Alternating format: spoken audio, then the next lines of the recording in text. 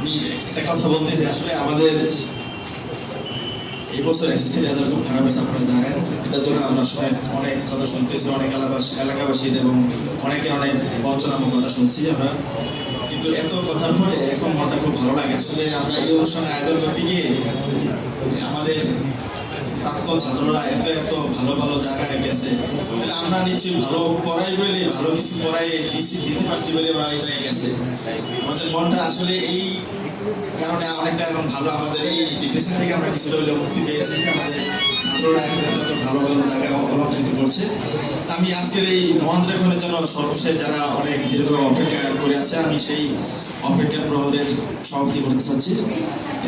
আমি প্রথমে নাম ঘোষণা করব আমাদের সেই রত্নগর্ভা মা, যে দুজন এই তালিকায় দুজন শিক্ষার্থীর মা, রত্নগর্ভা মা বলবো আমি, তৌফিক বিন সুলতান এবং তাসকিন তামিলা তরুণা, দুইজন, একজন বুয়েটে একজন বুটেক্সে পড়াশোনা করতেছে।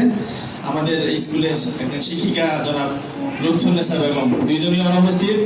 আমাদের লুৎফুন্নেসা ম্যাডামকে আমি সামনে আসার জন্য অনুরোধ করছি। ম্যাডাম আমাদের বাংলা টিচার, এই প্রতিষ্ঠানে দীর্ঘদিন চাকরি করছে। তিনি দুইজন রত্নগর্ভ ধারণ করেছেন।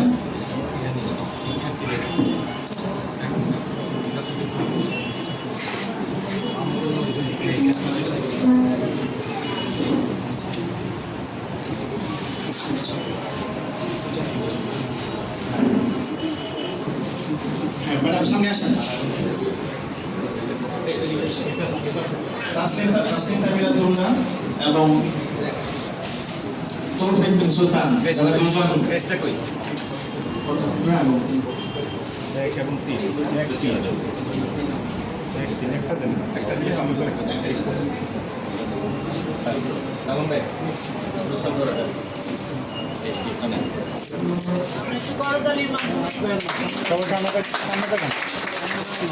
এই ছেলেটি আমরা আগে ঘোষণা করেছি তৌফিক বিন সুলতান, কিন্তু একাধারে বুয়েটে, কুয়েটে, ঢাকা বিশ্ববিদ্যালয়ে, এমআইএসটিতে সব জায়গাতে একেবারে প্রথম দিকের ভর্তি পরীক্ষায় মেধা তালিকায় উত্তীর্ণ হয়েছে, যেটি বাংলাদেশের মধ্যে অন্যতম পাবলিক স্কুল উচ্চতর কলেজের একটি গর্বের বিষয়।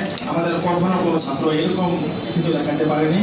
সেই তৌফিক বিন সুলতানকে আমরা কাছে পেরে খুব ভালো লাগতো, কিন্তু দুর্ভাগ্য যে আমরা ওর সেমিস্টার ফাইনাল পরীক্ষা চলতে যে জন্য আসতে পারেনি। ধন্যবাদ জানাচ্ছি লুৎফুন্নেসা ম্যাডামকে। এরপরে আমি অনুরোধ করবো শাহরিয়ার ওসমানের, তাও শাহরিয়ার ওসমানের পরীক্ষা চলছে, কুয়েটে পড়াশোনা করছে, ওর মামা উপস্থিত আছে, কুয়েটে পড়াশোনা করে আছে।